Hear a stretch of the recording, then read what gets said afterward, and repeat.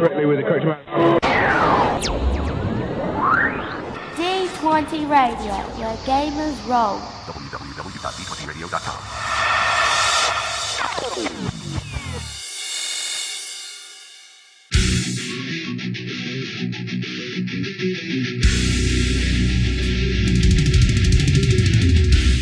Welcome to Me and Steve Talk RPGs, a podcast where me and my friend Steve try and help you get the most out of your role-playing game experience.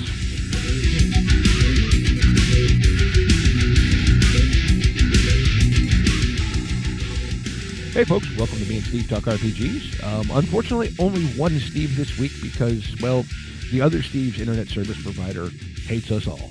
Long story really short, he messaged me about a half an hour ago and said, my internet's down because of an ice storm, won't be back up to tomorrow. And I went, well, crap, we have a guest that I've been working to schedule since May. Now, there are memory lapses in there that affect that too. But in any case, before we get into all that, we're going to have some fun today. Before all that, I want to take a minute to tell you about another podcast here on the D20 Radio Network. This week, going to be Eberron Renewed, which, in case you don't guess by the name, is about the world of Eberron, the Eberron setting created for Dungeons & Dragons. Their first campaign, which spanned a long time and was excellent, they used 5th edition Dungeons & Dragons. Their second campaign, they used the Genesis engine, a custom setup to play in the world of Eberron. And their third campaign, which has fairly recently started, but I have not yet got a chance to listen to, as of the last information I got, which was the same time I met the guest who I'm going to introduce in a minute, last April, was going to be in a system of custom design by their GM, Eric, who actually was a guest on this show, I think way back in episode 6. And being this is episode 185, that's been a long time. But it's a very, very good show. If you like the Eberron setting, it's great, great role play, great stories. The setting, everything's great. So check that out. They're on pretty much every podcast platform you need. Again, just search Eberron Renewed, but I'll put a link in the show notes so you can find it easy as well. And also, if you're looking for just general nerdy podcast goodness, check the D20 Radio Network homepage. Find a list there of all kinds of cool stuff. So all that being said, very much looking forward to talking to our guest this week. He is an author. He is a podcaster. He is a gamer. He is a all-round nerd person, and I say that with the absolute love of admitting that I are one. So yeah, this week we're going to kind of talk about maybe even the cross inspiration between movies and RPGs. So with all that being said, I'd like to welcome Brev Tanner, or GM Brev, or whatever it is that you'd like to be called today. Anything is fine. Brev, GM Brev, it's cool.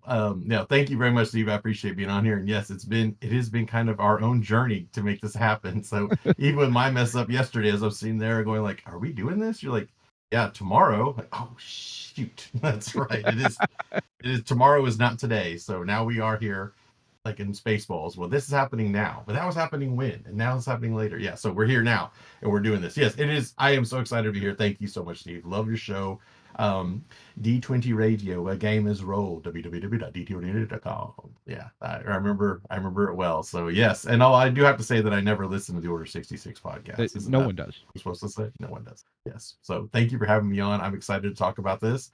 I was actually recording a Patreon episode for my show here earlier this morning, so I should be all ready to go, and all the jitters or vocal issues should be gone, but I make no promises. So.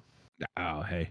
Yeah, and just in case anyone who doesn't recognize, Brev is part of the Movie Defenders podcast, which I'm sure we'll talk about at some point, which, got its start, I believe, on the D20 Radio Network before being offered a wonderful opportunity to go to it's a more movie-related podcast network.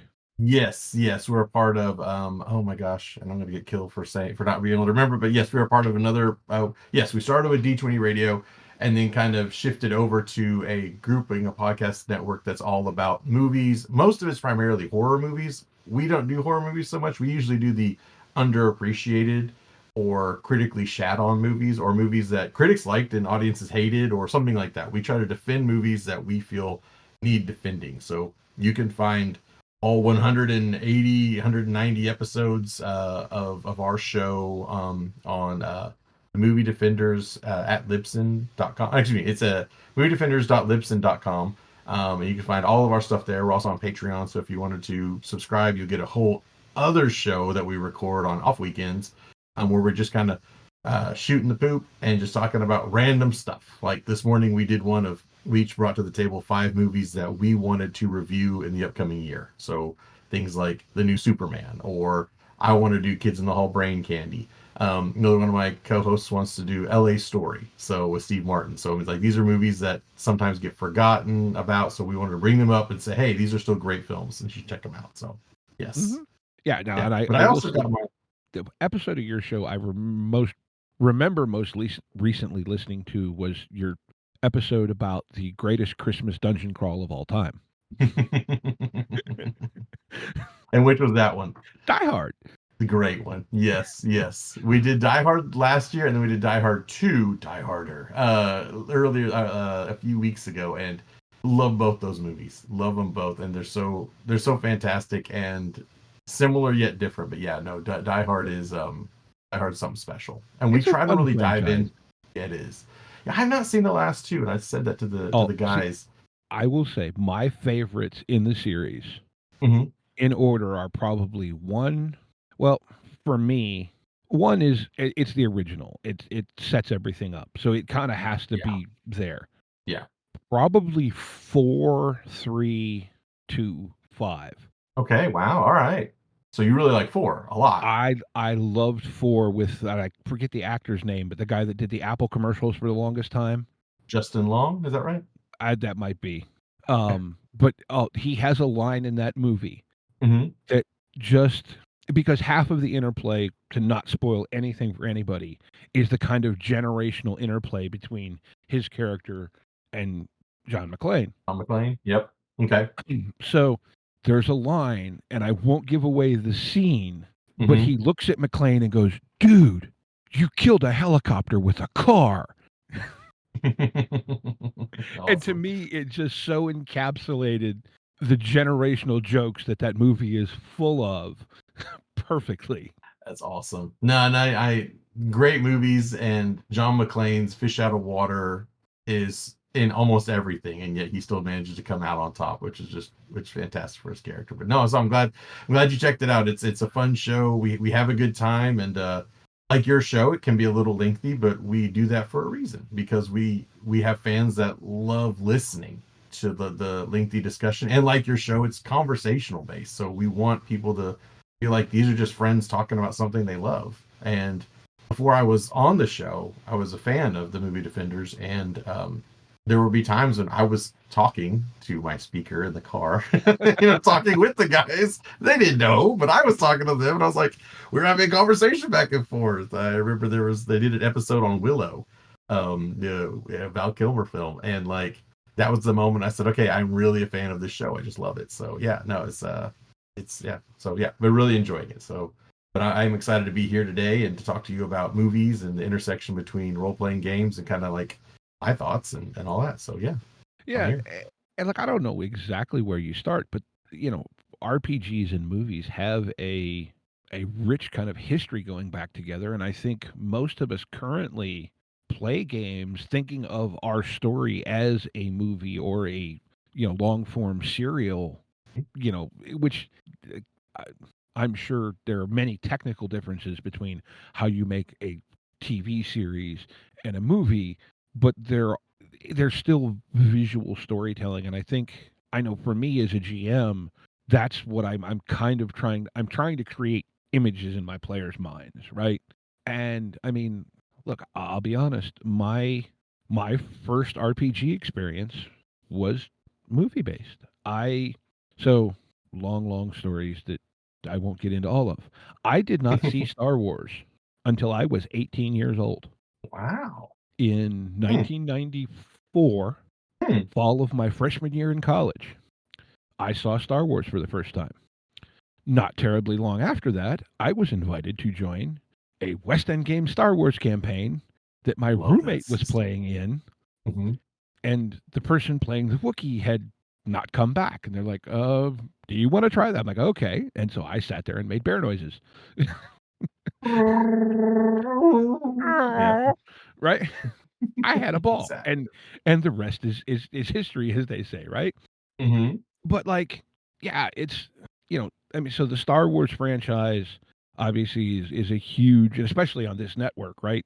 The Oh yeah. Star Wars role playing thing is huge. But I mean, there's any number of other movie properties that have been licensed to RPGs, be it Alien. Uh, Hmm. I don't know where you qualify Lord of the Rings because obviously it's a literary thing, but it all got really popular because of the movies. You Yep. know, uh, heavens, I actually at the convention where we met, I ran the licensed Men in Black RPG, There you go. uh, Yeah. which Yeah. again, West End Games, right? Hmm. So there's tons of directly licensed games out there, but I kind of wanted to have a little more of a conversation around like, and I'm sure, or I'm guessing, I shouldn't say I'm sure, that you as a GM probably pull a lot of inspiration, be it in direct storylines or in the techniques, the methods that you use to create your story and your scenes from stuff you've seen in film. And I would kind of like, kind of explore that thought process type deal, if that makes any sense. Yes, I steal all the time from movies that I've seen. I believe the French call it homage, but I just call it grand theft. I just like no, I will steal set pieces. I will steal plot lines. I will steal bad guys. I will take it because you know what? No one's gonna come and sue me because I'm doing a role playing game with my friends. So yes, I'm all about that discussion. I tend to um keep I how do I do this? I used to, and every DM has done this before in the past. When you write out your session, you write out this like what you think needs to be a module. Because you're like, this is a masterpiece, right? And like I have written this 30 or 40 page, single spaced, double columned, incredible story that I know my players are going to follow from start to finish. And then you start doing that in the moment you You go get like, halfway to page one. yeah, before they take it completely off the rails and you're like, okay, this did not work out like I thought it would. All right. Okay. Well, I'll keep the stat blocks that I created that hopefully then they kill the bad guy in one hit and you're like, oh, okay. So everything's going off the rails. So I started with that, right? And then I realized like that's not and I oftentimes, Steve, I couldn't even follow what I'd written because I was like, wow, this is good, but like, of course it's good. I wrote it. No, I'm kidding. But like it's like, okay, well then I don't really need to continue this if this isn't where they're gonna go. I can't remember what the next thing I wanted to do was. So let's just see where it takes me and where it takes them next. And so what I started to do is like lean in more into the improvisational nature of the storytelling from a DM perspective. But in order to do that, I had to have like some sort of arsenal in my back pocket or, a quiver of arrows ready to go. And so it was like, okay, what's going to happen here? It's like, okay, well, shoot, how am I going to do that? Well, what's something else you know really well? Well, I know the movies, and most role playing gamers, they want to have that memorable experience of the shared storytelling, right? I mean, that's kind of what Mhm. we're all doing here, we're reading the story together. And if you can present them 80% of something that is familiar with 20% of something that's new and inspired, that's all most people want. Like, I want to be able to know, like, if I'm in a battle, like X-Wings are going to show up. You don't have to create all brand new starfighters, but if my group of heroes gets a new starfighter, well, that's cool. Or, a new freighter doesn't have to be the Millennium Falcon. Well, that's cool. And we're in a battle, and all of a sudden you see TIE fighters and X-Wing and stuff like that. Like, this is Star Wars, and this is our part of it. And that's what people really, I feel like that's what people really want. Yeah. It's immersive at that point in time. If you come up with all brand new stuff, I think that's great. But A, that's a lot of work, and I'm lazy. And that's a lot of space in people's heads that they have to try to manage things, right? They have to like, okay, what is this again? What is that again? What is this again? And that takes them out of the moment that they're supposed to be in. Well, I've I think always thought, no, no, no. So to piggyback onto what you're saying there, I think what Mhm, using a movie or a book or whatever, but movies are such a touch point. mhm, It's a common language, yes, it's and international. Steve and I talked about this actually in the last episode Mhm, we recorded. Both of us kind of GM we get a mental picture or a mental scene that we want to create. And it can be a real struggle to communicate that to someone else because despite Dream Theater putting images and words together, for most of us, it's really tough. And using a framework of a given movie and even just being able to say, it's like that scene in Yes. it creates a shared mental visual reference to make that communication more effective. You and I are both Gen Xers. Most of the people at GamerNationCon are either Gen Xers or millennials, right? And we've grown up with movies in our homes. Our parents didn't. I mean, they bought VHSs, we had HBO, things like that, but they were also parents and adults who had responsibilities and jobs. We grew up watching movies. Our parents grew up with television, which was, kind of formulaic at the time, but they also read a lot more probably than we do. I'm just making gross generalizations, right? Absolutely. But like to read a book for some people is a struggle. Like I am an author, yes, but it takes me a long time to get through a book because I'm looking at and analyzing every single freaking sentence and word choice and all that. It's mind-boggling, like stupid how deep I try to go into a book. So I love audiobooks for this reason because I can't do that. But like reading a book takes me a long time. And then reading a book is extremely personal, right? Like I'm seeing the image in my head and I might not remember the moment in the book that, like, the moments in the book that are important to me might not be the moments that are important to you. The passages might not be important to you. But when you go to a movie, a good director will focus the audience's collective attention on certain scenes, tentpole moments that they want you to walk out of the theater remembering that scene. Raiders of the Lost Ark, the opening scene is a tentpole moment everybody remembers. The giant boulder coming down. Any James Bond cold open is something that they remember. You also remember most of the showdowns at the end of the James Bond movies because there's things that the director wants you. So we have a shared commonality experience, and it's an international language. So when you're creating these you want that as a storyteller. We've grown up thinking that's the expectation. We are the director of this story. Now, the difference in a role-playing game is that the table is writing it, but it's the job of us to keep it moving forward and keep the momentum alive. So if we can pull scenes from movies that everybody or most of the table has seen, you go, oh, I get that. I know what that is. Okay, I can visually track what you're saying. And I get excited because I think I know what's coming. Now there's the deconstructionist part of you, whereas the storyteller, you also need to subvert the expectation, set up one way and go the different way, right? So, and that's okay, because that's also a fun way for your players to go, oh, I didn't expect that to happen. But when you have that collective understanding of the scene, of the themes, of the visuals, that it creates that memory of something that never really happened, but it happened for these people at this table. And that is a memorable experience. And that is what I want to give my players every time they walk away. I want them to remember that when we did this, even though it never really happened, but I want them to have that, right? And we all have that memory in our head and that experience, that elation or that tragedy that occurred at the table. And if I can steal from other directors to do that, I will absolutely do that. And I do that all the freaking. Yeah. And I am unabashed about it. So I don't care. And I'll say this too. And I've said this before on the show. The thing is, you're drawing inspiration from how you perceived X scene in whatever movie. And unless you directly reference that scene as you're explaining it to your players, the chances of most of them actually recognizing what it was that you took and then wadded up in a ball and straightened back out, them actually recognizing, oh, he took that from When Harry Met Sally. Yeah. Probably not.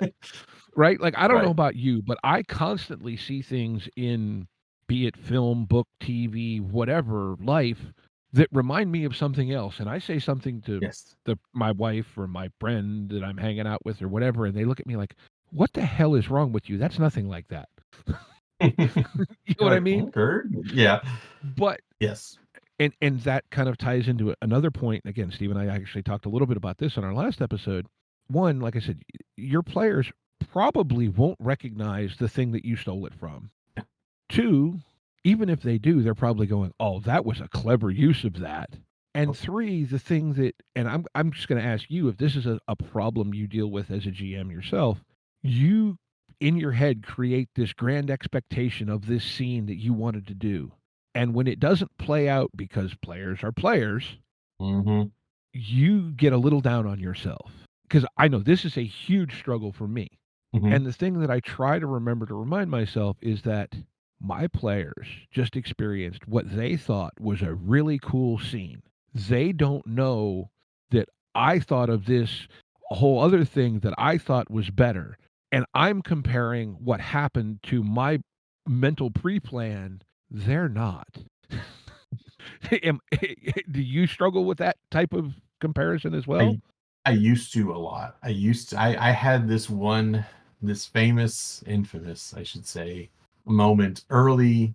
So I played role-playing games for a long time when I was a teenager. I started with, well, as a little brother, my older brother, 6 years older than me, Tyler, and he he had AD&D, right? Actually, I think he didn't have the original Dungeons and Dragons, but he had whatever that next step up was, the next one, like the Fiend Folio and all that sort of stuff, right?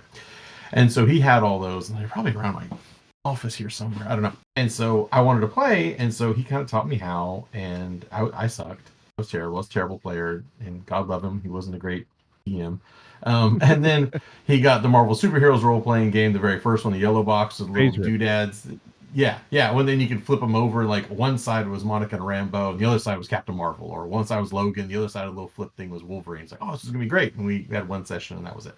And so then, as he stopped playing, I got all of his stuff, and so then I would sit there and like try to learn these games, and then I would drag my friends at them. So I mean, like the best part about the Marvel Superheroes role-playing game was always making the characters. Playing the game was okay, but making the characters was great, right? Like I'm gonna roll all over the place. Oh no, I got a feeble in intelligence and a monstrous in fighting. This is gonna be crazy. So anyway, we'd have fun. We'd play that, and then what happened was I met this thing called girls, and then and then all of that near the middle into high school, and all that stuff kind of went by the wayside, right? I even kind of stopped collecting comic books, and I've been an X-Men fan for like since elementary school. I started with the original Inferno right before that, when the Uncanny X-Men, when they were in Genosha, and Wolverine and Rogue had lost their powers and all sorts of. Anyway, so comic books are also to me a place I dive into because of the visual medium, of a natural visual medium that comic books provide, just like movies. But anyway, so this is not a comic book relation to role-playing game episode of Steve and me. So anyway, where I'm getting so I stopped playing for a little while, and then I kind of tried. I picked up, and when I was in college, I picked up. My parents gave me all my stuff, and I picked up my West End games, and I tried to get a group started. And everybody was real excited, and it kind of fizzled out. I was like, oh darn it, because I had all those West End Star Wars role playing game books. It's like, the system's great. Okay, and then I got into after college. I met the woman who would eventually be my wife and the mother to my 3 beautiful children, and picked up the Star Wars miniatures game from Wizards of the Coast, and then was invited onto the Order 66 podcast to talk about that with Chris and Dave. And then Chris and Dave invited me over to a new campaign, and I got started on the Saga edition, right? So that was the beginning of basically the end of my bank account being in the black forever. So anyway, so I picked up. Chris had done this amazing campaign. I'm sure a lot of people that listen to your show probably heard it. It was fantastic, wonderful ride. It was great. Got to play one of the characters in there. But I wanted to do a campaign where I was going to do one that's set in the Knights of the Old Republic, and so I had this vision in my head of this amazing scene that involved this bridge that they were going to have to like cross. And I had skill challenge throughout the bridge because there was like supposed to be a long bridge, and like it was on a junk planet like Raxus Prime or something like that. One of the thing that had come out just in the Force Unleashed video games, the little Jedi dude. And they were going to that planet, and there was all this junk and all sorts of stuff at the bottom that was going to impale them if they fell, and all this stuff. And these winds are gushing. It took all these skill challenges to get across the bridge, and the players kept failing, and they had to use up all their force points just to get across the bridge. And I looked around the table like, I'm a freaking genius. This was awesome. They all look defeated and pissed.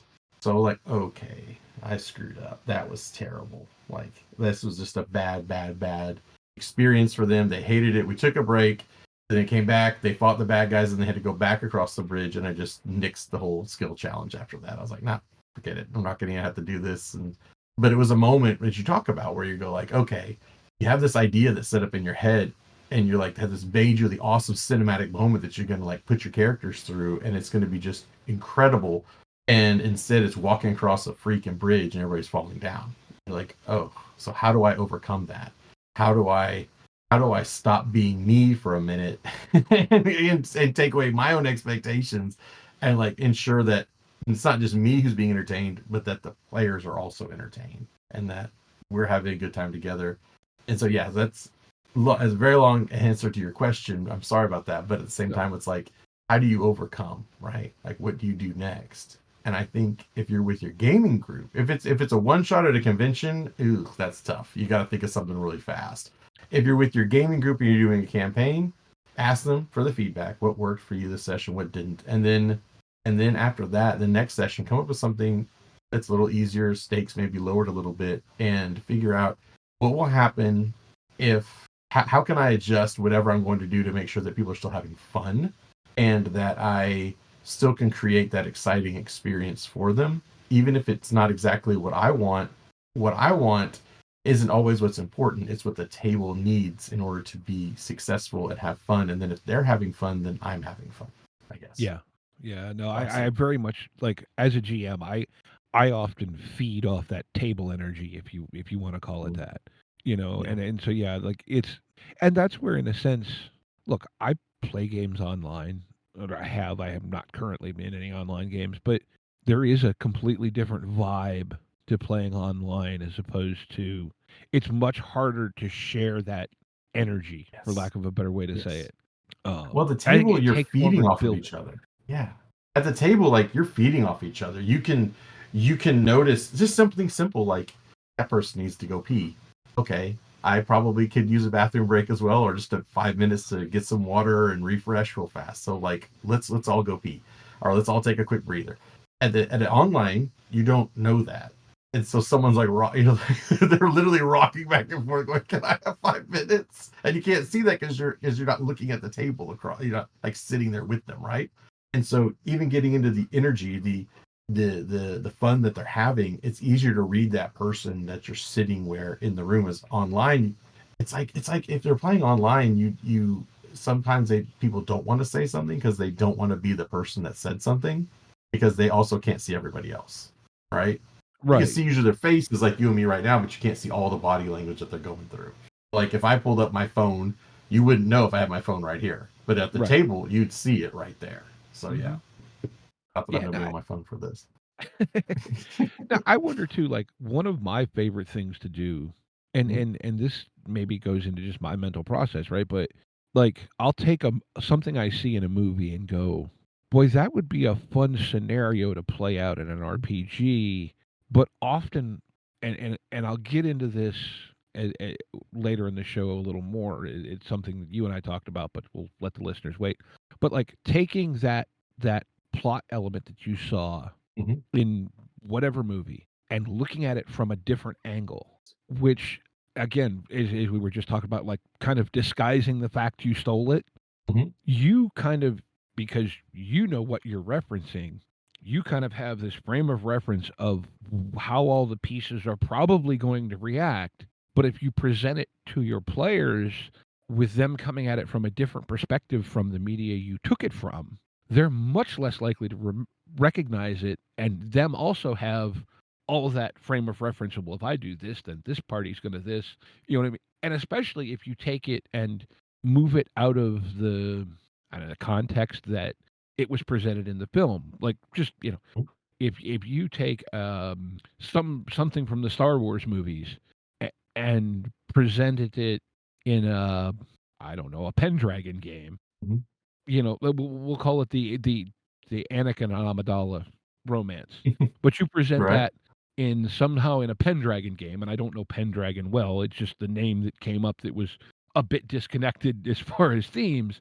Very much so. Yeah. Your players probably aren't going to recognize, oh wait, he just stole Anakin and Amidala from Star Wars, Hmm. but you have that reference of the Anakin and Amidala saga to kind of coach you through improvising based on their actions. Very much so. If you know the movie really, really well, I implore you as a GM to grab scenes if you think they'll work, especially if you're running into like, I've got to plan something for this week's session. What would be a cool scene? What would be a cool moment, a tentpole situation that I could use for that? One that I did recently, a few years ago at GamerNationCon. It had been right. We was late in the evening, and they were like, "Hey, Brev." A bunch of people were like, "Brev, we want you to roll. We want you to GM us something." I was like, I'm not ready. I don't know what you want me to do. It's like, and we want you to do Edge of the Empire Star Wars, which I am notoriously. I understand why people love it. I'm not one of those, but that's fine. I will play whatever we're gonna play. And so I was like, okay, so you want me to play? Like, no, we want you to GM. I'm like, guys, I don't even know the system that well. They're like, it'll be fine. You'll be fine. Just give us a good story. I'm like, well, shit. Okay, here we go. I was like, give me 10 minutes. Like, okay. So Well, that community, at least, you've got such a wealth of people that know the rules front, back, sideways, up, and down. If you can yes. tell a good story, they'll help you through the rules. Then I used that and I abused it in the session. So like okay. And I like started rifling through my head, what would I want to do? And I was like, this has got to be improv. So I was like, okay. So what I did is I gave them a James Bond style cold open where they were on a luxury space yacht that was crashing as a terrorists. And so they had to stop that. And then once they got to Coruscant, I took another movie that I absolutely loved. And I was like, okay, we're gonna make this the framework for this next 2 hour adventure, right? And when we took a break, one of the players walked over to me. He's, hey, come here for a second. I'm like, yeah, what's up? He's like, are we playing Lethal Weapon? I'm like, yes, we're playing Lethal Weapon in Star Wars. He's like, I love it. Okay, I'm gonna go back to the table. And when we were done, everybody else was like, that was great. Where'd you come up with all that? And I was like, well, thank you, Richard Donner and Shane Black, for your amazing Lethal Weapons. Like, oh, because when the Twi'lek, sex worker crashes into the car and it explodes and she's full of drugs and then her dad is a banker. Like, oh, we didn't even think about that. I was like, yes. I took everything right there from the whole plot and said, what if I took a very well constructed action adventure thriller and just took the plot line and like buried it in a galaxy far, far away? Would they notice? I only had one player of like 9 people notice that, and he was totally fine with that. But what it meant was like I didn't have to sit there and think too hard about what is the next scene because I knew the movie so well. I could take the real tentpole moments and give them a memorable experience, and that was something that they walked away from having a great time. And I could do it off the like within 5-10 minutes we were rolling dice, and this is what people are coming for. So that's what I try to do. I think about, like, I heard this interview with Paul McCartney. I'm sure you know who that is, right?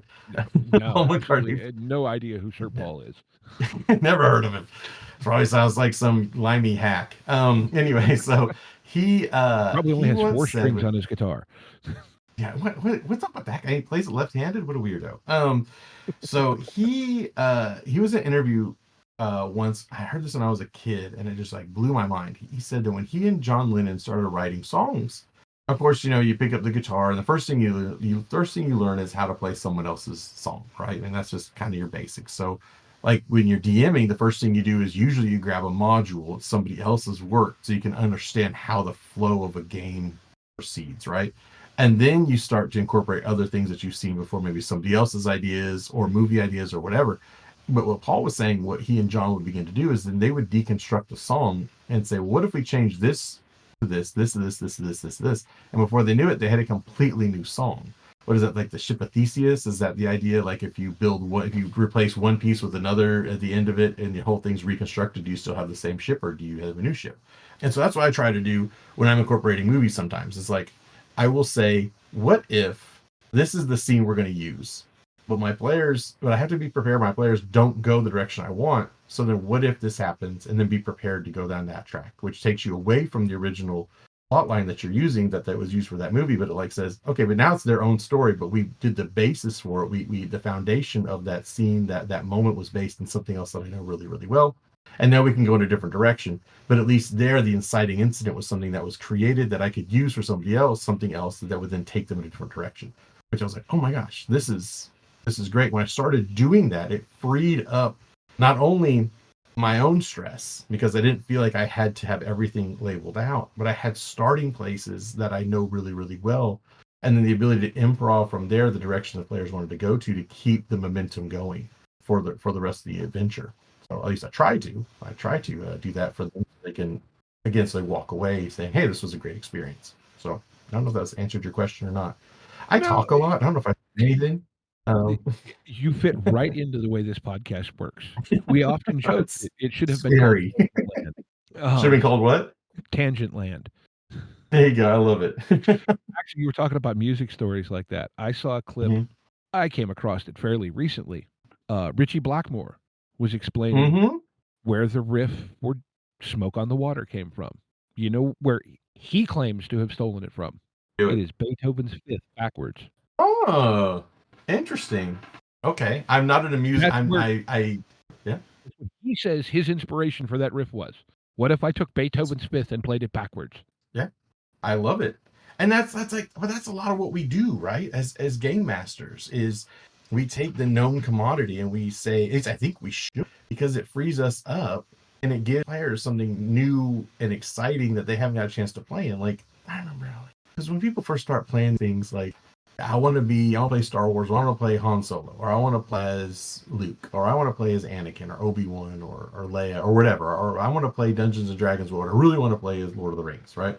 But it never goes that much, right? It never ends up there. The old meme that's out there is like the D&D party, and it has a picture of the Fellowship. It really turns into an Arthur and Monty group. It's like never ends up that way, right?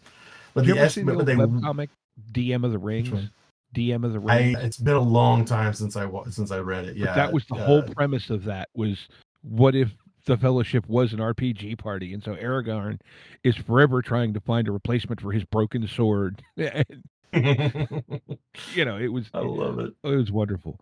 That's where I think movies can help. No, that's good. That's where movies can help you. And if you're because if you know them well enough, it can give you that.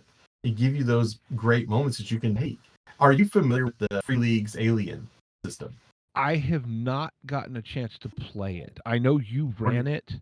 We're going to remedy that. We're going to remedy that. It's one of those things. It's on my list, but well, let's see. I haven't run Delta Green in 2.5 years. I desperately love that game. I have the Twilight 2000 T2K box set sitting here that over there. Yes. I have a stack of games super tall of things that I want to play and haven't. And well, Stupid actually, life. Life ruins everything, doesn't it? It does. I would own Alien, except that when I was going to buy it at a local convention, except that the vendor I was going to buy it from was sold out. So I bought Eclipse Base 2nd Edition instead. Okay, well, and I still haven't gotten to use that. I have, as you can see behind me, like I have, I think the entire 5e printed line, but then the down below, it's a little harder to see. I've got like all sorts of stuff that's down there. I've got my old West End games and Star Wars and Five Rings and Twilight 2000 or whatever, and all this other stuff on the other side, Forbidden Lands and Alien and Vassin and all this sort of stuff. It's like, oh my God, Tales from the Loop. And I'm like, I want to play this game so badly. I have some teenage kids now, and one of them is actually interested in learning some of these things. In fact, I just ran he and his buddies through their very first D&D session, and they had such a good time. And I think one of the reasons why, this sounds so arrogant, but I think one of the reasons why people enjoy my table is because I keep quickly. Like I don't let there be a lot of time spent like discussing or talking. Like I want to see what is the visceral reaction your character is going to do right now. I get that because I love action adventure movies, and I like the idea of the ticking clock and to keep the characters moving. So as a player and a DM, I understand that certain things take place outside of the moment, right? Like give your players an opportunity to talk through something. I'm totally fine with it. But if we are taking 10 to 15 minutes to make a decision whether we're going to push the button or not, I'm going to say like, okay, all of a sudden you hear scratching claws coming in through the door and you hear, so it's time to make the decision. Are you going to push the button or not? Because and I think movies have taught me that is keep the tension going. How quickly can we get through to the next thing, to the next thing, to the next thing?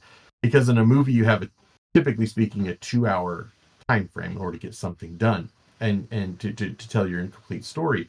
In most tabletop sessions, we have about 3 to 4 hours. So I try desperately to, if there's a moment, I want to keep the tension going, I want to keep the momentum of the story. So I think movies have also taught me how to do that, is to keep moving forward. You credit me being an author earlier, which I do appreciate. I've written 2 books. They're both about 200 pages. The main compliment I get when people read them is they like the fact that it moves fast. Like, yeah, because I don't have a whole lot of time to waste. I want to get you in and out as quickly as possible. Makes me a fantastic lover, by the way. Ain't kidding. Right, but wait, this is love? What is that all about? No. So, but like, I want to keep my stories moving, and the table is never boring. And I try to do that. I think movies have also instilled that factor in me too, is I want to give my players, instead of this long drawn out, and I want to give the ones that role playing game experience, like the role play out of conversation. Absolutely, let's do that, but let's have some stakes in the moment, right? Every movie, you need characters to create conflict in order to create character, right? Without any conflict, there's no character. If you don't have good, bad guys, crappy heroes, right? And that's something else movies taught me. So, and comic books, but I want there to be conflict in every scene. Like, why are we doing this? What is the problem? And what are the stakes? And then I want my characters to feel like the pressure's on, my players to feel like the pressure's on to make the decision quickly so we can move on to the next thing, good, bad, or whatever. So, yeah, again, tangent time. I share a tool that I stole from someone for Do it. helping that scenario. So I stole this from Russ Morrissey, the guy who founded EN World and EN Publishing and blah blah blah. Nice. You know, he does something as a GM where if he's in a time sensitive situation, he will grab a handful of D6s and just we'll say 6 of them and roll them. Just not say anything to the players. Roll them. And we'll say 6s, 1s. Pick your number.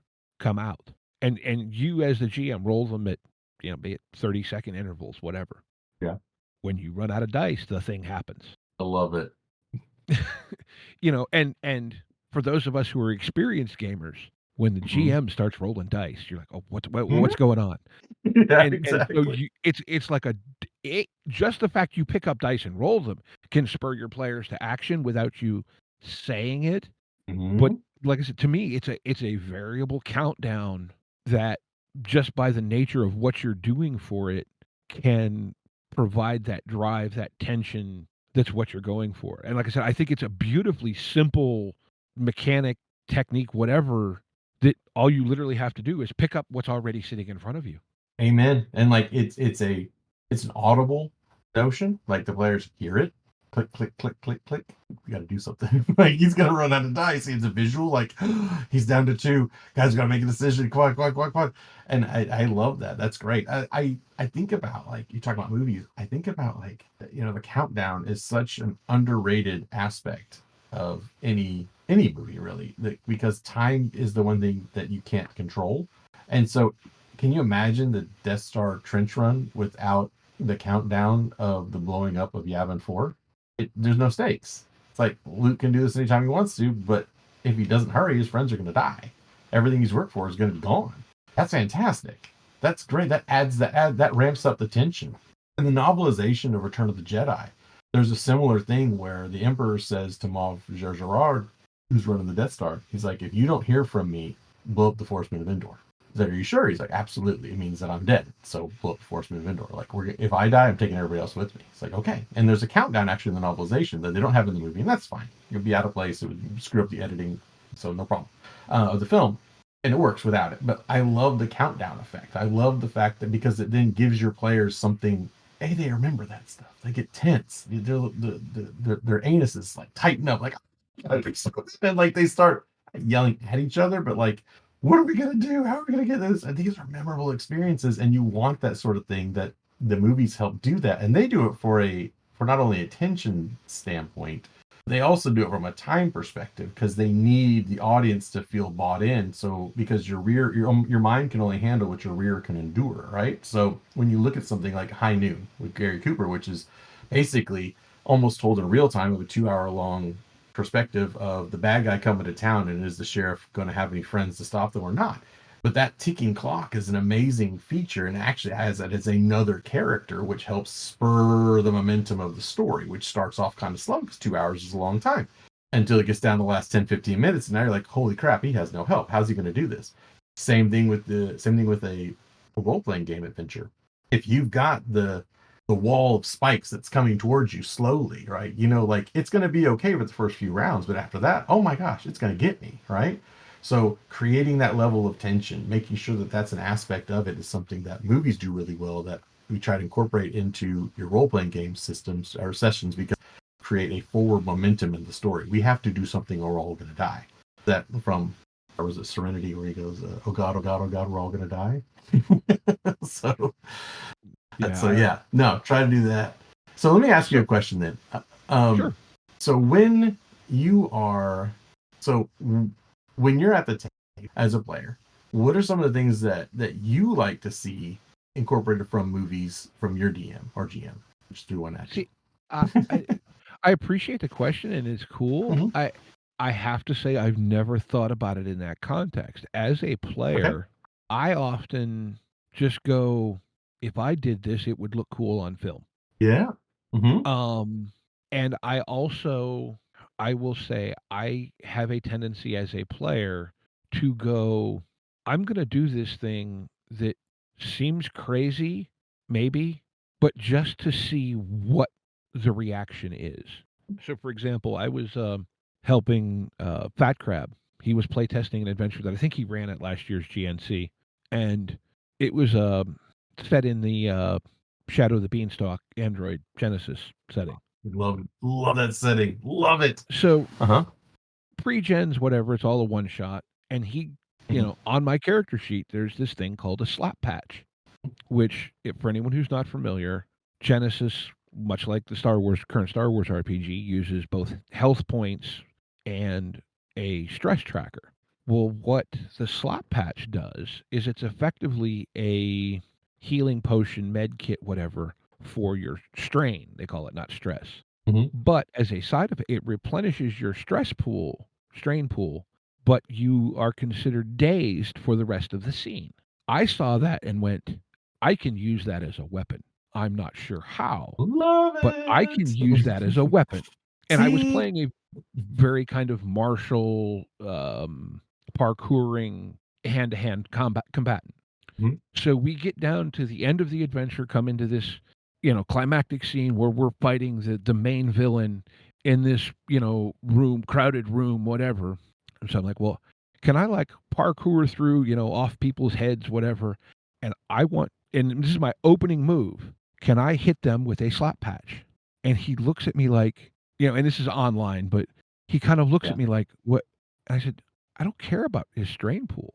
I want to apply the disorient quality on him for the entire scene. Yes, you do.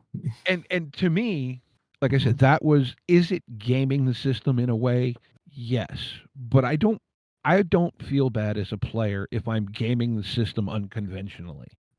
I rankle a little bit, and probably shouldn't, at the idea of just min-maxing and gaming the system that way. But if I can take the thing and do it in a way that's weird and it still works, to me that's enjoyable. And I don't know if that answered your question at all. But like, I've never thought about like, oh, now I may see a scene and in my head I'm going, oh, this is kind of like the scene from this and this. But what if, we'll say in, Indiana Jones, right? The whip. Well, okay, what if he instead hit him in the face with his shoe?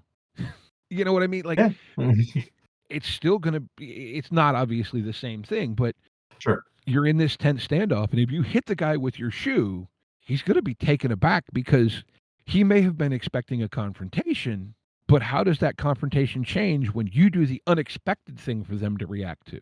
I guess, I don't know if that makes sense, that I'm in a sense, I'm inspired by the scene, but I want to see what happens if I turn this element upside down. You're deconstructing the moment. Yes. You're taking the unexpected, you're taking an expected expectation and you're turning it on its head. The expectation is that slap pack is there to help and heal you, not as a weapon. I love that. Why is someone like Quentin Tarantino such a successful filmmaker? because he constantly takes conventional tropes and he puts them on their ear.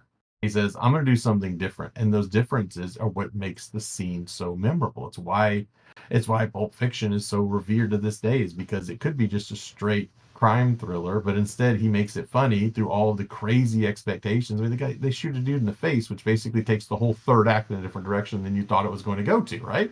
Spoiler alert for a 30-year-old film.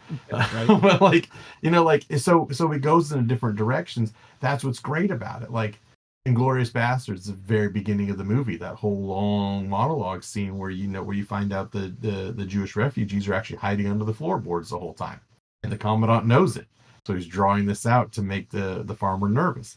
Or the end of the movie where it's all like, wait, Sultan, they just killed Adolf Hitler in a movie theater. Again, spoiler alert for a 20-year-old film, but they have this moment in there, right? So it's like, how do you? And that's why he's so great. He sets up a normal expectation and then turns it on its head. And that's something that us as DMs and players, GMs, can also use that and say, like, okay, if I'm going to set this scene up, how can I do it in an unconventional manner? And how can I leave moments for my players to be unconventional in this aspect? What if I put something on their character sheet, or what if I gave them something that they weren't ready for, or like, oh, this is a string I can pull on that's different than this scene? And I love that. I admire that. There was a one shot I was in where I was supposed to play a bodyguard droid, and because I was supposed to protect the main, like, what is it, the noble or whatever that was there. It was a Star Wars game, and I was supposed to be like I don't know, bodyguard droid, much like Baymax, right, from Big Hero 6. And he was a pre-gen character and all this sort of stuff. So I go, no problem, I'll play him. And so what I did is I got, after the first little encounter, I was like, okay, I'm doing what I'm supposed to do. Second encounter, I was like, I'm going to turn this on its head. And I was like, I'm going to go after the bad guys. And the GM was like, but you're a bodyguard droid. Why would you do that? I was like, because the best defense is a good offense. And so I'm plowing through these guys. He's like, but that's not what you're supposed to do. I was like, it's my character. So I'd be like grabbing bad guys and throwing them down shafts, right? Because that way they're out of the way. It's like the GM was like, okay, well, that whole encounter didn't go as expected, but that's okay. We're going to do it differently because the guard went on the offensive. So yeah, no, I love that. I love the fact that you use that slap back that way. It's just, I like you said, the taking the thing and looking at it, Mhm. like at this past GamerNationCon, Daryl, who we both know, and his crew ran a 3-part Star Wars Lord of the Rings thing. Love me some Daryl. Uh-huh. I got to play in 2 of those, and Mm-hmm. I ended up with Espor GMG as the pre-gen I was handed, who Okay. was a R2 unit, not so thinly disguised as Sam Gamgee, or, Love it. in the context, we Yes. both understand what we're talking about. Yes. So my brain went to, let's face it, astromech droids in the Star Wars universe are all cranky little assholes. Mm-hmm. I drew inspiration because, and you think about R2 is gangsta as hell, right? Oh yeah. He is OG. He's ride or die, which again, much like Sam. Mm-hmm. Combine that with Chopper from Rebels.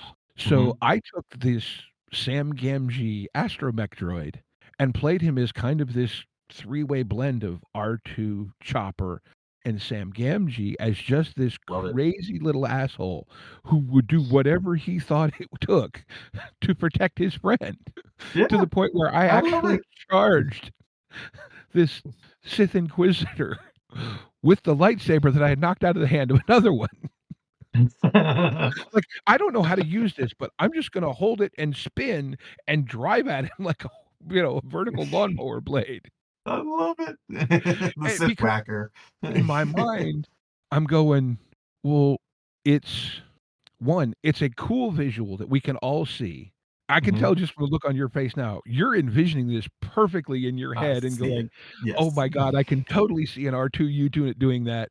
Sam would have done damn near anything for Frodo. Yep. It works. Yeah. And, oh my god, it was so much fun, and that whole scenario, by the way, kudos to those folks because I got to play, like I said, I played in the first of the 3 sessions and the third, but I had a Mhm. scheduling conflict when the second one happened. But, oh, it was so much fun.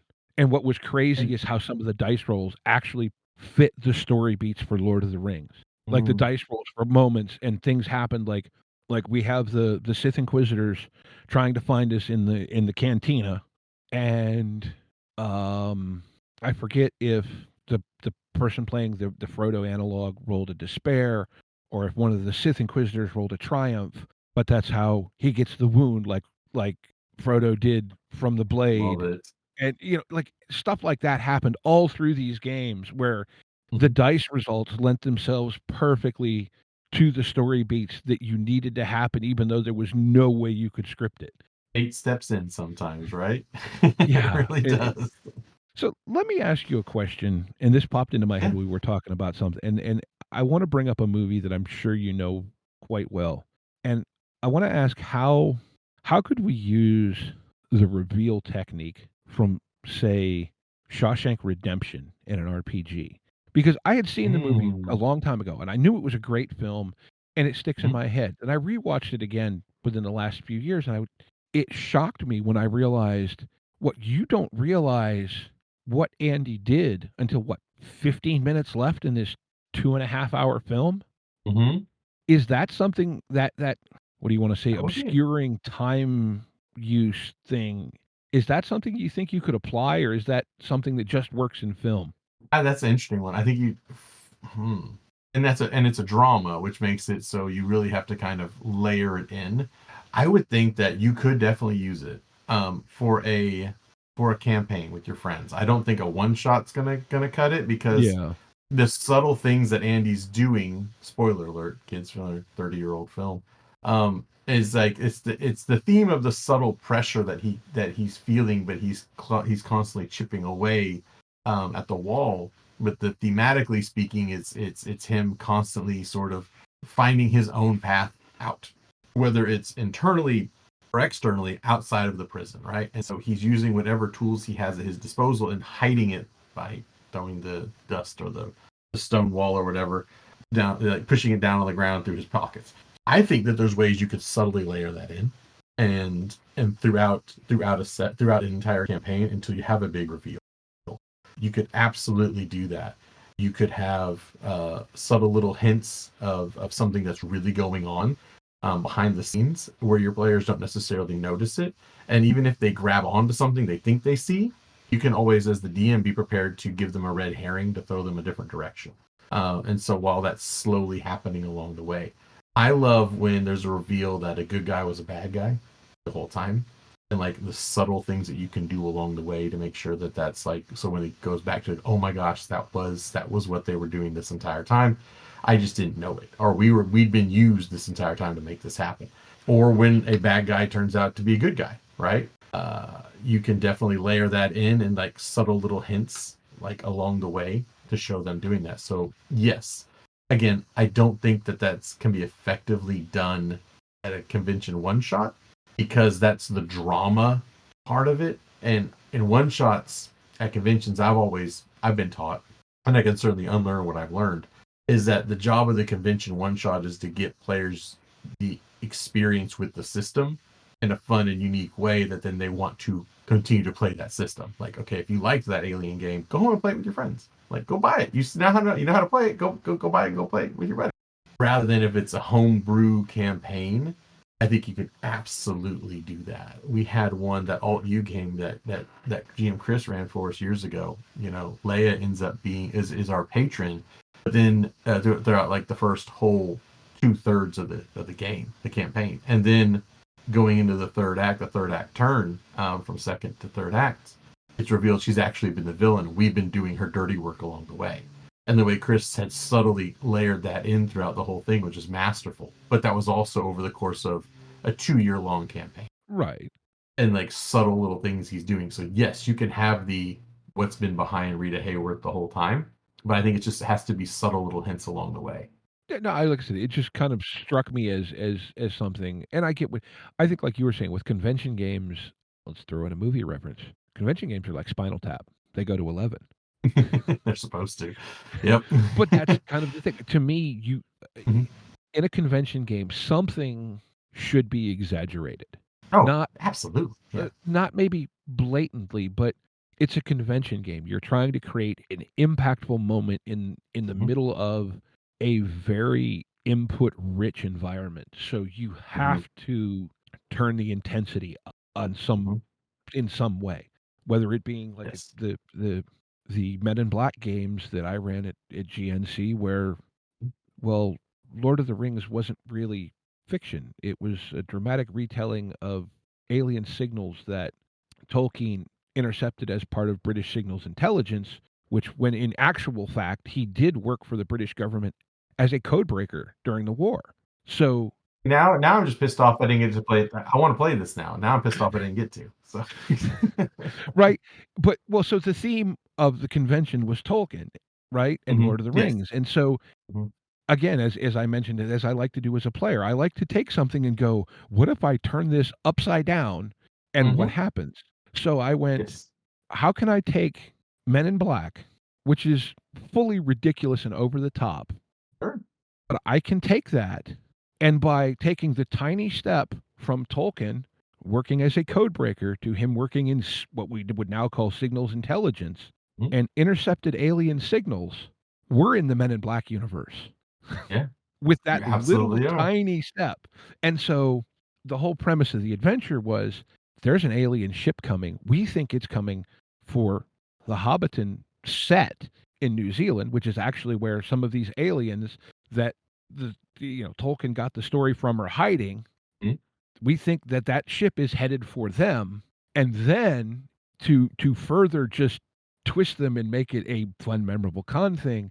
No, it wasn't that at all. They were aliens who had intercepted satellite signals of the movies coming to cosplay with what they thought was the set. And they had these other things that with them that are kind of it actually I kind of co-opted the starter adventure that comes in the Men in Black box when it was made, back in when, that are kind of tribble-ish. Like they're these things that if they eat sugar, the kind of tribble gremlins. Right. Eh, I follow you. Yeah. And it just like I Uh-huh. said, it was this like left turn, but oh my God, it's funny and hysterical.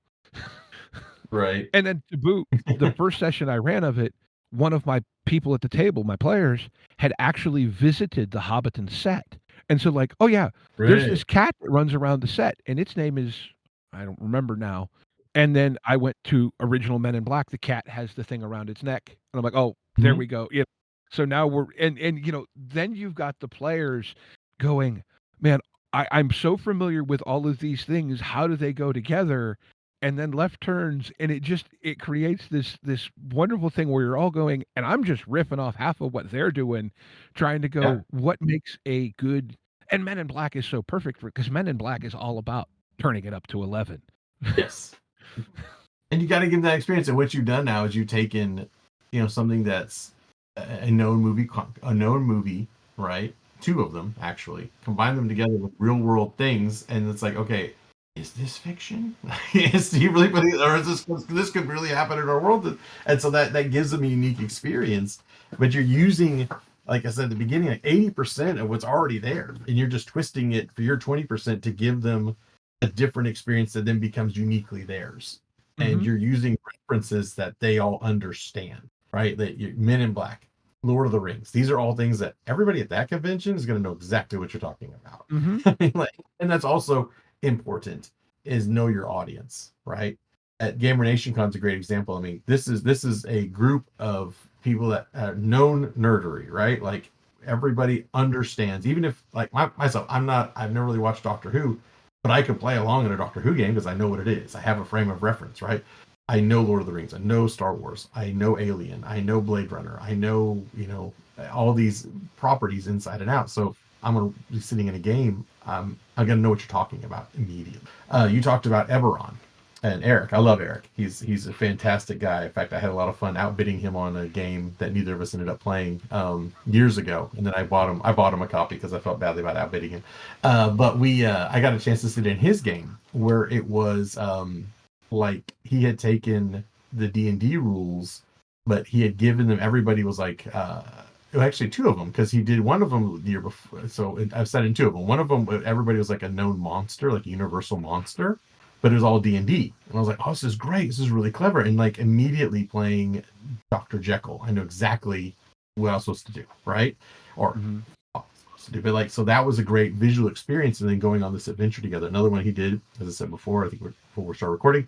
I mean, like I said, I'm a huge X-Men fan, so he did another one was Eberron, but everybody was the X-Men. And so it was like, oh, this is great. So I can be Wolverine, who's a barbarian. I get 3 attacks if I'm raging. This is fantastic. So this rule set that I understand, setting I know, changed a little bit so that I understand like what is this going to happen. And when you use a known commodity like say like the X-Men, and most of the people in that convention have at least read the comics, seen the movies, watched the television show, something like that. So there's some frame of reference that they can use. Okay, so what are we going to do that's an X-Men type adventure? Just set in Eberron with D&D rules, and it really works, and you can grab things that people know, and it makes it just again, it goes back to the fact that way you don't have to come up with everything. You don't have to come up with everything in the story. You got stuff that's usable right then and there at your fingertips. I find action adventure is really good for that. Horror is really good, especially if you take horror elements and put them in a system that is not expected. Like Star Wars doesn't have a lot of horror elements, so put some in there and see what happens, right? Comedy just kind of comes from the table, right? Especially the dice. The dice are very funny, and I find that, but romantic comedy is tough, right, at a table like that because doesn't always work. Drama does work. I like using Western elements as well. A lot of times, like I love. I've always wanted to pull this off, and we've tried it a few times. Are you familiar with the movie Silverado? I don't know if I've seen it, but I would Okay. counter your point here to say that Yeah. for their era, Westerns were the action adventure movie of their time. You're absolutely 100% right. Yes. So I love using the Western elements of like the lone gunman standing up for the right of the town and like the oppression that is coming towards it. Of course, this would be a group of them, right? You know, like almost like Seven Samurai. Well, I'm not like Seven Samurai, but Seven Samurai or A Bug's Life, where there's this group of people that are defending against the oppression that's coming into this village. My first book, the first half of it is a lot like that, where it's like, okay, this group of ragtag heroes are being oppressed by some outside force, and they have to help the town survive as best as it can. That's a great one to use. So you can use those elements too. And it's a lot of like knowing the genres and what genre do you want to play in, because that also helps. It's like, okay, if I'm going to do horror, then is it going to be like serial killer? Is it going to be supernatural? What's it going to be? And then layer those beats along the way and find great elements of that in movies that you've seen and grab those and put them into the session throughout, so your players understand like what is the reference that we're using in order to create evoke a feeling or a response or a sense of conflict or danger that they can then latch onto. Mm-hmm. Yeah, no, it is. Wow. Anywhere else you want to go in this, not to cut this off, but I have a feeling you and I could sit here and have this conversation for a long, long time. So if you're willing, I think maybe we get you to come back another time and we can kind of continue this. Hopefully, get Yeah. the other Steve, who is much more of a movie buff than I am. I mean, I like a lot of movies, but Steve is very much a film guy, and you know, the whole thing was part of the reason it took this long to schedule this was trying to figure out a way that yes, I can have everyone can be here, and then of course the weather and his internet service provider decide to nope, sorry. It So if you're happens. willing, we It can get happens. you to come back sometime and we can continue more of this. But do you have anything more you want to add around this before, I'd like to give you a chance to talk about, your books, the podcast, anything else you want to plug and have people go check out of your own work? Sure. No, I appreciate that. I think the main thing is don't be afraid to utilize what you do know, what you've seen before. Be prepared for your players to take it a different direction than it was originally done. Go with it, because who knows? Maybe your vision ends up being better than the original films. Who knows? But it'd be better for your players at least. Make sure that you, like every movie, keep a level of conflict and tension running in the scene. That helps propel your action forward typically. One other thing that we didn't really talk about, this can be a little difficult to do sometimes, but movies, every scene in a movie, it tends to do something that we don't recognize, and it's you get in late and get out early. How many times have you watched a movie where the scene has started before the scene started? The conversation's already begun when you get dropped into it. And a question that can be asked that you don't see the result. You don't get the answer until a few scenes later when the character finally makes a decision on what they're going to do. Like a romantic movie where the male lead is like, well, are you going to marry me or not? And the camera goes to the female who's standing there looking at him. And then it cuts. So you don't get her answer. But then a few scenes later, he's standing at the altar and she comes walking up the aisle, right? So it's like, okay, are they going to get married or not? Like that creates the tension. So I would say, like, if you are at a loss as a GM for your preparation, and I do not suggest you over prepare, but I would suggest you have some ideas that you want to do. If you're lost for something, I want to have a scene like XYZ, then freaking go take that scene. Just go take it. Put it in your notes, work it over in your head, and make sure you understand what you're trying to do with that scene and why it matters for the story. Be prepared for your players to do something different, but at least you can describe the action as if you're the director having directed that scene, and your players will immediately see it in their head and their mind. They'll get excited. Even if they figure out what you're doing, they'll get excited. They'll be like, oh my gosh, so if I take the idol, if I take the Sith holocron off this pedestal, are there going to be like darts flying at me? Like, I don't know. Let's go find out. Right? We'll see. And it's like, okay, I take it. Like, darts start flying. Oh, grass is just like Raiders of the Lost Ark. I know. Isn't it great? So what are you going to do? Like, oh, I got to run. I'm going to do an acrobatics check or whatever. It's like, yes, let's see if you can do it. Oh no, I got hit by one of the darts. Your buddy falls down. What does the rest of the party do? I'm gonna hold up my shield or run after and go pick him up. Okay, go do it. Let's do it. Like, and it's like it creates its own scene there, but at least they understand what they're looking for and they can see it in their mind's eye. It sets up a common image for them all to interact with. Yeah. If you can use music too, especially music from the film, that also helps. Hard to do at a convention because it's loud, and I am a loud person.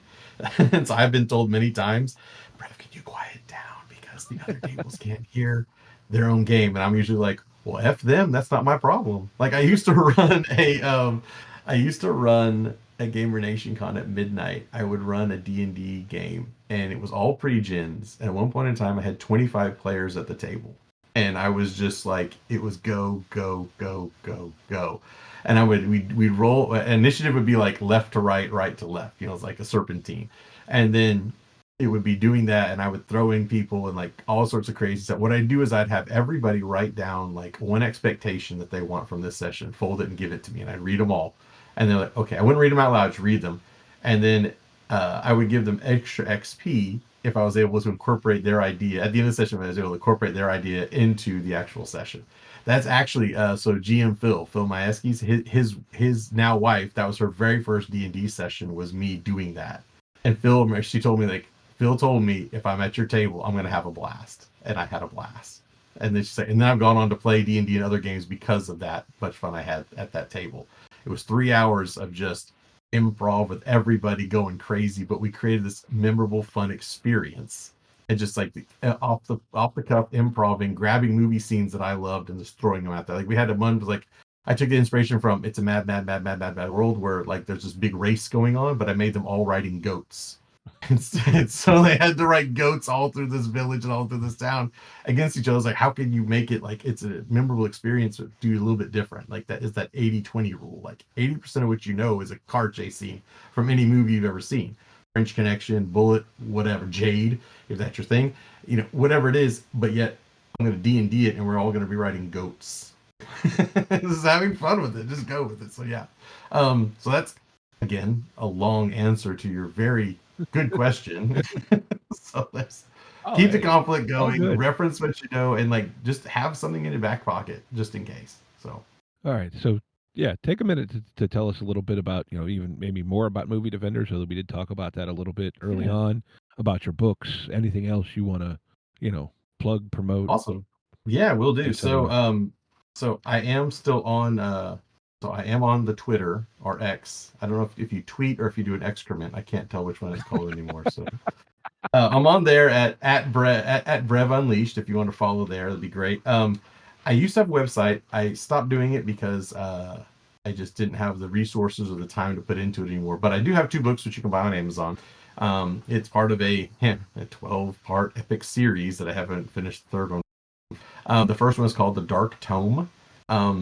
And the idea behind the book was actually taken from a role-playing she did with my friends years ago in the Castles and Crusades system, the Siege engine.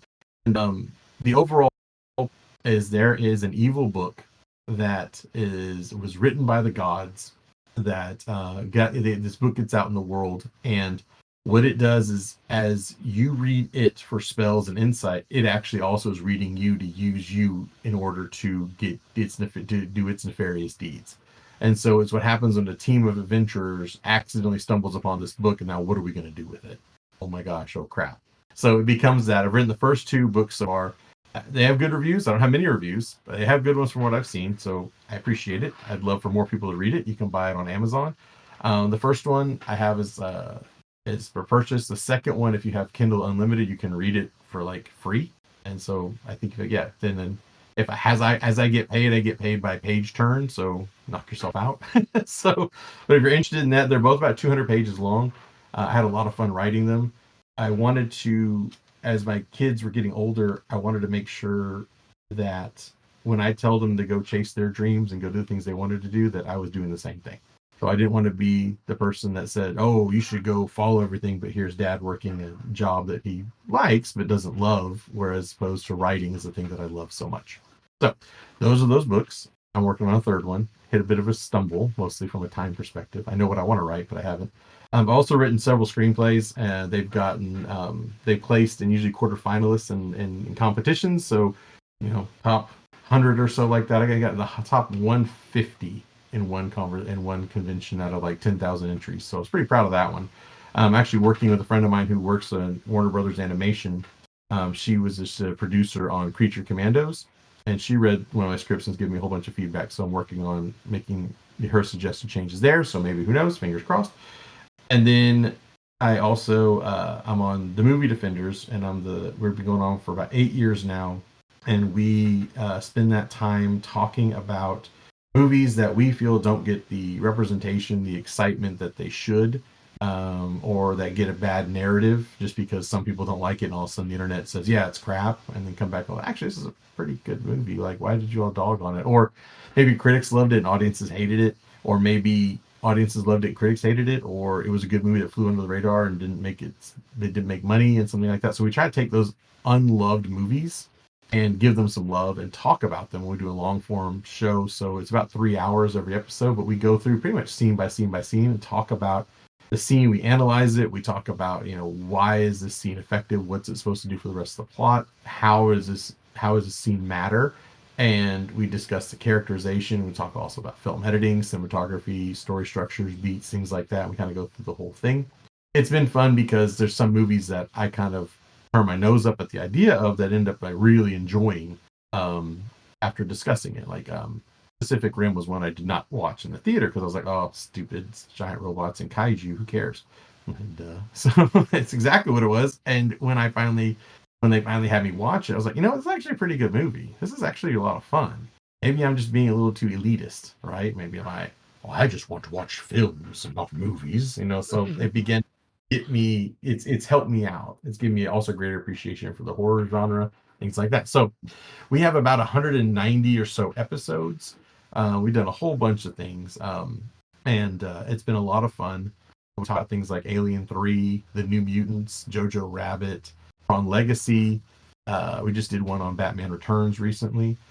So we try to hit all kind of the big franchises and talk about which movies work, which ones don't, and we don't really talk about the things we don't like. We try to keep it very positive because we want to celebrate motion pictures, things we enjoy, and we don't want to tear them down. We figure there's numerous YouTube and podcasts you can go listen and watch that will be more than happy to destroy the thing you love. That's not our bag. And then lastly, I'm just kind of an avid comic book collector. My son got me back into it because he started collecting Star Wars comics, and so I've rekindled my love of the X-Men, so I've been reading that again. So anybody wants to chat me up about that, I am always in the mood to discuss the Uncanny X-Men and my merry band of mutants. So I always had kind of a connection to them, the outsiders, right? Not just the book by S.E. Hinton, but also just that idea of the found family that comes together because they're all kind of outcasts from society, but they do what they can to try to save society. And I've always loved that about them. So it has a special place in my heart. why I like these nerds so much at GamerNationCon. I kind of see them as Xavier School for the gifted youngsters. So that's a bit about me. So yes, so those are things that I kind of work on a regular basis. So very, very cool. So, as any of our regular listeners know, normally we end the show with a little segment we call Game of the Week. Game of the week. Game of the week. This week, I figured because so much of the talk has been about movies, we're going to take this and turn it on its head a little bit.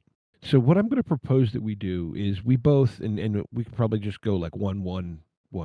Let's both pick out two movies. One, we'll say reasonably well known at minimum, and maybe one that's a little bit more off the beaten path that we think could be great inspiration for RPGs.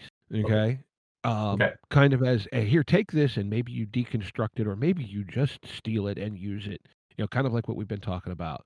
And so, I'll ask you, would you like me to bring my first one up first, or would you like to go first? Either one, but now I've got like 20 different movies popping in my head. Okay. All at once, Well, since you probably have a better library to pick from, on the off chance that you might steal my main one, which is, I'm going to say, probably unlikely given your breadth of knowledge.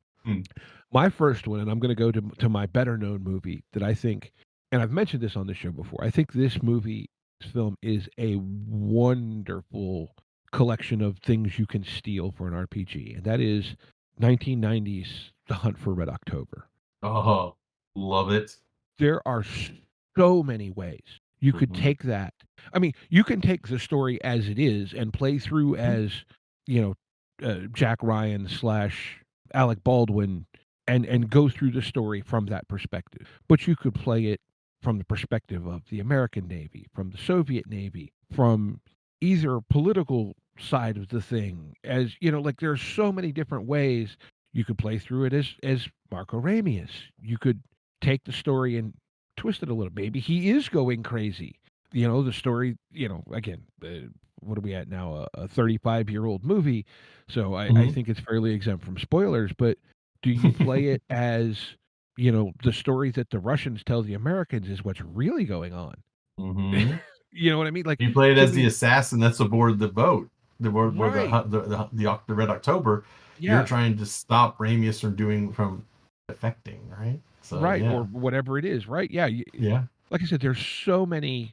Do you play it just as the crew of the Red October, the people that are along for the ride? Oh, that'd be great. Yeah. What are we doing? Yeah. Right. Like, ride off for adventure. To me, that I mean, that's an amazing film. I'm sorry. Yeah, it's great. I miss John McTiernan. I thought John McTiernan was an incredible action director, and I hate the fact that he doesn't make movies anymore. So he did the first Die Hard, right? On that movie is Predator? Amazing. Oh yeah, yes. I mean, like I had forgotten. Like, I mean, on the surface, you've got Alec Baldwin, Sean Connery, James Earl Jones, then Scott Glenn, Fred Thompson. The list goes. Like so many people in that film. You're like, oh damn. Tim Curry's in it, right? Yeah. Yeah. I mean, the list kind of goes on and on. The guy who, I forget his name, but the guy who played Duncan Idaho and David Lynch's Dune is the American ambassador. Now, Dimitri, you lost another submarine. Yeah. That's greatness. Yes. Oh, I mean, yeah.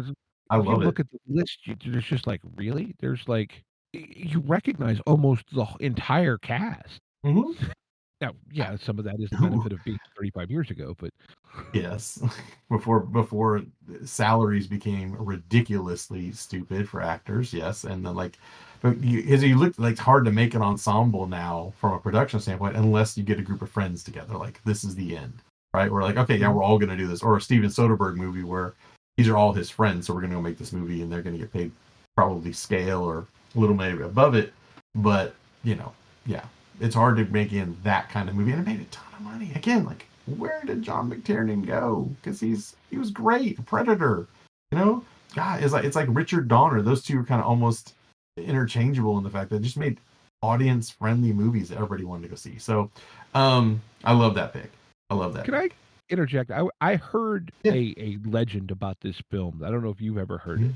I heard that when they originally sent Connery the script, he refused it, didn't want to do the picture, citing that apparently the fiction disclaimer page was missing and he thought it was actually based on real events.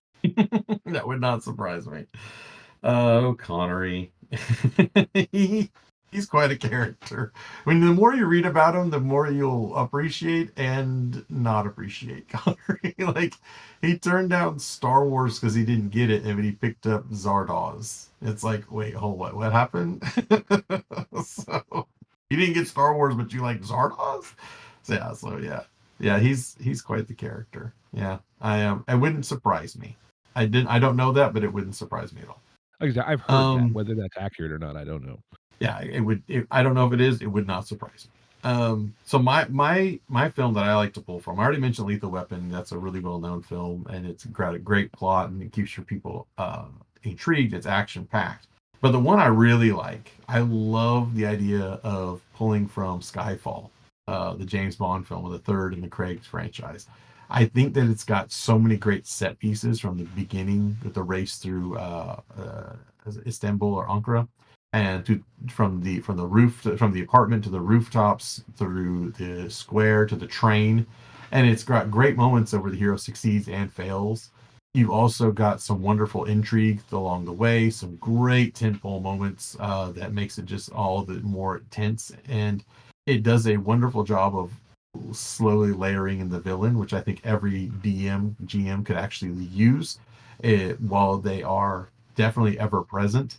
But it's a slow reveal for them to show just how awful and maniacal they can truly be, and it gives there's real stakes involved, and there's real reason for the bad guy to be there. One of the things that we struggle with sometimes at the table is ensuring that our bad guys have a reason for what they're doing. I'm not just the BBEG. There's something I'm trying to do here. I have motivation as well, just the same as the players, same as the player characters. So having one like that, I think, is just absolutely integral, and I think that's a great one to pull from if you're looking for any action set pieces, things that you can use along the way, and kind of a plot line you can steal. Cool. Yeah, I haven't watched that one in a while. I loved it. I think it's great. It's probably my favorite Bond movie, which is saying a lot. So, So if you're done there, I'll go to my second one. And this is actually, I discovered this movie looking for inspiration for an RPG adventure. Yeah. And this, again, showing my age a little bit here, going back to 1986.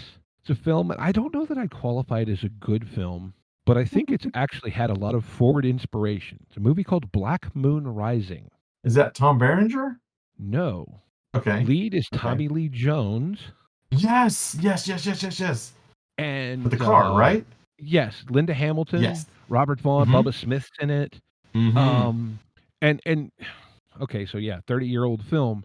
Oh, at least. But to me, 40, this buddy. this is, it's not on the surface. But if you're remembering, this movie is cyberpunk as hell.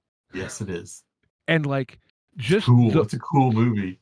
The whole premise of the movie, to me, if you could somehow set up, you have to set up the thing getting planted for the whole thing to work. But other than that, it's a perfect RPG plot line as it is. Mm-hmm. And you know, to again, not spoil it, Tommy Lee Jones plays a character that's a thief, gets pressed into going to make one last job before he retires. In the process of getting away, he stashes the thing that he stole. Then the thing he stashed it in gets stolen.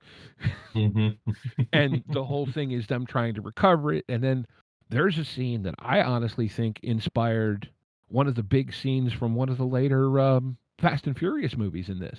Would be surprised, yeah. You know what I mean? Like, this, basically the same thing happens.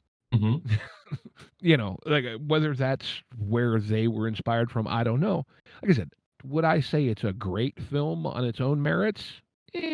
For its era, probably not bad. But like I said, it's RPG fodder, in my opinion. It's a lot like, you remember that one with Tom Selleck and Gene Simmons and Kirstie Alley, Runaway, for the robots. So they have robot AIs in their homes, things like that, and they begin to go crazy because Gene Simmons, from Kiss, is like, he's like a master programmer that is like making them all go crazy. That's a fun idea, and it's like it's silly now, but it was very, very ahead of its time in its thought process. It's like you could definitely see where the Matrix was like, what if we did Runaway, but we made it a little more serious. So we like took it like, what is the nth degree of this? And now with AI coming up everywhere, and that'd be, if you haven't done that episode, that's definitely one you could do, is like, how does AI help and hinder the gaming experience, the role playing gaming experience? But like, that'd be one of those. Like, yeah, I remember I've seen Black Moon Rising. It's been a long time, but I can see some of the moments in my head. I'll have to recheck that one out because it was really cool. My brother loved it. So I'm gonna cheat. I've got two Okay. obscure ones. All right, I got two. My first one I thought of, and I wrote it down. Have you seen the Kurt Russell Western that came out about 10 years ago? Oh my gosh, it's been 10 years. Called Bone Tomahawk. Probably not. It doesn't ring a bell. Okay. It's set in a distant Western town. Somebody gets kidnapped. He's the sheriff. It has odes of Tombstone, right? It's like, he's the sheriff. I'm a guy. I got to go figure this out. It's like Tombstone meets the Searchers. And they go after, and they're going after this obscure Native American tribe that has kidnapped these people. And when they get there, they find out that not only are they in over their heads, but the Native American tribe are actually cannibals. And there's a scene in the movie where it just is brutal as they show just how brutal these folks can be. What I love about this idea is going back to the Western motif of we are in the frontier. There's no one that's going to be able to help us. It is us doing this, but we got to try to protect this town from these creatures that are out there. If you're in D&D, maybe they're gnolls or something like that, right? Or maybe there's sand people or something like that, or Tusken Raiders, excuse me, or whatever they could be, an alien life force, or orcs if you're Lord of the Rings, or maybe turn it on its head, maybe you're the orcs and it's the humans doing this to the orcs. But it's like this great, like they do this sense of, it's a sense of adventure added in a sense of dread with slowly layering in what's actually happening. And then when the big reveal comes up, your players will be just stunned to see it happen. Like, oh my gosh. And then the tension goes from, oh, this is bad, to, holy crap, we're going to die. We got to do something now or we're going to get killed, and we're going to end this session by being eaten, which is gross. But it was a fascinating movie, and it's a really good Western. If you have a chance to watch it, I think you can watch it. I think it's streaming somewhere. It's totally great. Low budget, but not like cheapy. It's really, really good, and it's tension filled. It keeps ratcheting it up, which is what I always like to do, is make sure that there's always a sense of tension and dread. And like from one scene to the next, it gets worse and worse and worse and worse and worse till you're about to break that rubber band. You're pulling, you're stretching it so far. I love those ideas. So it's like, how can you make it every step of the way? It gets worse and worse and worse and worse until you're like, oh my gosh, this is awful. But your players are so invested by this point in time, they don't sense that, oh, I want to tap out. Instead, it's more like, I got to protect my character. How am I going to get out? So that's one. The other one that I have, you probably remember this one, Disney's attempt at making 2001: A Space Odyssey / Star Wars from 1979, The Black Hole. Did you ever see that one? No. No? Oh my gosh. So this one I absolutely love. We did this on the podcast. It's essentially like an old like 50s style sci-fi where astronauts find a spaceship, and it's supposed to be deserted, and it's on the edge of it. It's miraculously sitting on like the edge of a black hole that they found. And as they get on the ship and they begin to discover more and more and more about the ship and its maniacal captain that's aboard it, or Dr. Reinhardt or whatever, and like what his plans are, what he's done to the crew and all the rest of that sort of stuff, it becomes very interesting. It's a nice mystery that's set in a sci-fi environment that plays a lot of questions about morality and choice and things like that, and like what is on the other side of the universe. But at the same time, it devolves quickly into an action adventure in the second half as things begin to fall apart, and the heroes now have to fight their way through the ship in order to try to escape.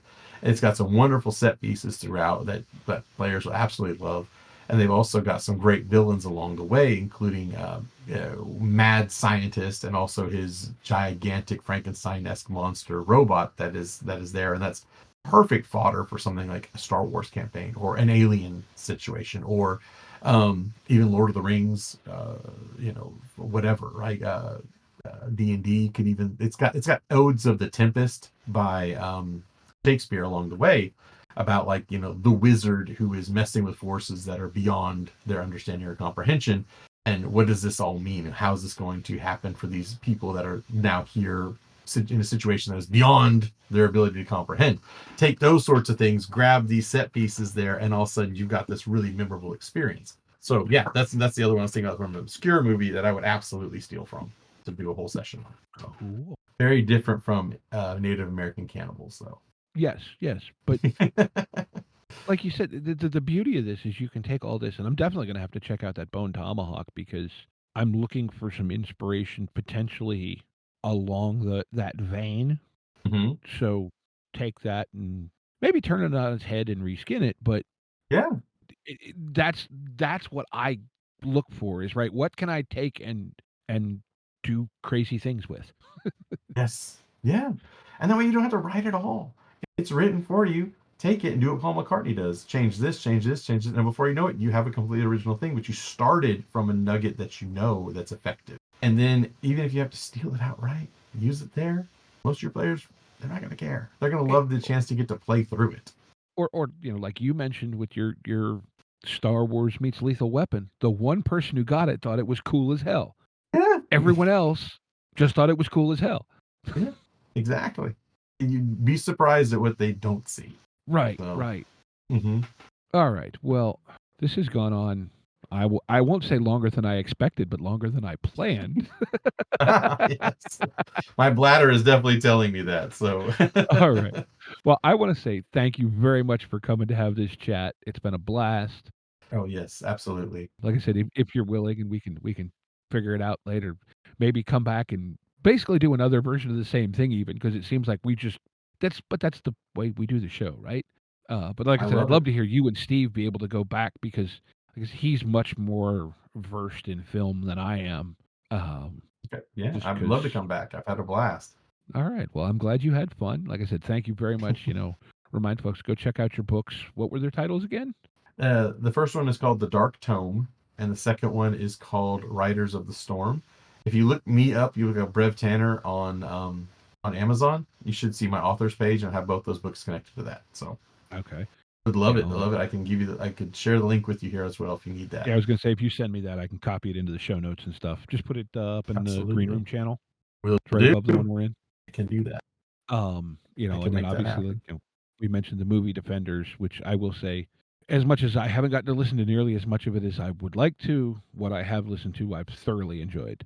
So, well, thank you, sir. I appreciate it. I've really enjoyed your show so far. I thought that we all need inspiration for how to be better players and better GMs, and just talking about role-playing games gets me so excited anyway. So I mean, this is great.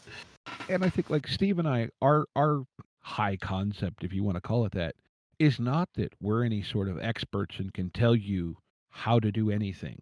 Sure, we have ways that we think work great, but I think our bigger thrust has always been, here's some ideas, but think about how you do things. And if you change this thing or that thing, how different, you know what I mean? We're trying to give you inspiration, food for thought, not say, do it by process ABC. Muted. Right. No, absolutely. And that's the overall. And like you and your players make it something different every session. No two sessions are ever the same. And that's the beauty of the shared storytelling experience. Yeah. Yeah. That's one of the reasons I love movies. Like as a writer, you're writing it basically yourself. You have some input here and there from alpha readers, from your editor, stuff like that. Absolutely. But when you're making a movie, it is a shared collaborative experience. When you are at the role-playing game table, it's a shared collaborative experience. So it becomes greater than what you just would have done on your own. So, yeah, exactly. Sorry, like I said, thank you very much. I will let you and your bladder go do what you need to do. I probably should do the same, to be completely honest. Yes. And I have other things to go take care of and an episode to edit to release, well, technically Tuesday morning, but it's before I get home from work Monday night, so I have to have it done before I go to bed tonight. Good idea. Got to keep the fans sated, right? Well, that or at least put something out, right? Tell me, I don't know if anybody did listens. something. We have fun doing it. Awesome. So, yeah. I know how that goes. Thank you very, very much. Well, thank you, Steve. And sorry I missed the other Steve. I appreciate being on here. But with all that, like I said, you check us out. We've got Patreon. We've got the Discord. You can come ask questions, chat with us about, well, you get very clearly we have demonstrated how focused we can be. You know, Brev is currently on our Discord. Whether he's going to stick around and be active, I don't know. But, you know, there's a bunch of cool people that are there. You're welcome to join in any of the madness that you choose to. And but there'll be links for that in the show notes. There's links to our Patreon. Technically, we still have an account on X, although I haven't posted to it in I don't know how long. There's a link to our Blue Sky, you know, that all that fun stuff. It's down in the show notes. You can check that out. But yeah, with all that being said, you know, just want to remind everyone, be kind to each other and get out there and play some RPGs. Intro and outro music by the band 12 Noon. You can email us at meandsteverpg@gmail.com. You can find us on Twitter and RPGs. Find us on Facebook at Me and Steve RPG Podcast, on Discord at Me and Steve RPGs, and as always, all of these links are in the show notes. Thank you, and be kind to one another.